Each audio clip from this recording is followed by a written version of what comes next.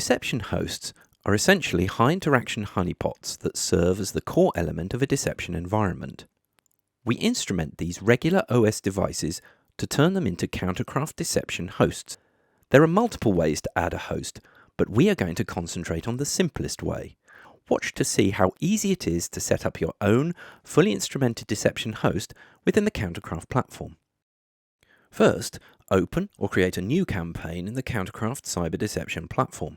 Click the Downloads option from the left-hand menu and fill out the fields in the campaign installer form, selecting the host, operating system, and the deception support node. The rest is done automatically. Copy the generated script using the button provided and connect to your target host, and then paste the script into the command line and hit Enter to run.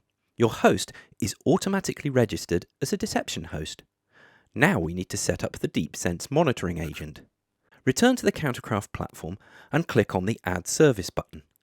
Fill out the form to give the DeepSense agent service a unique name, choose the System option and click Save. Now click Activate on the new service, and that's it.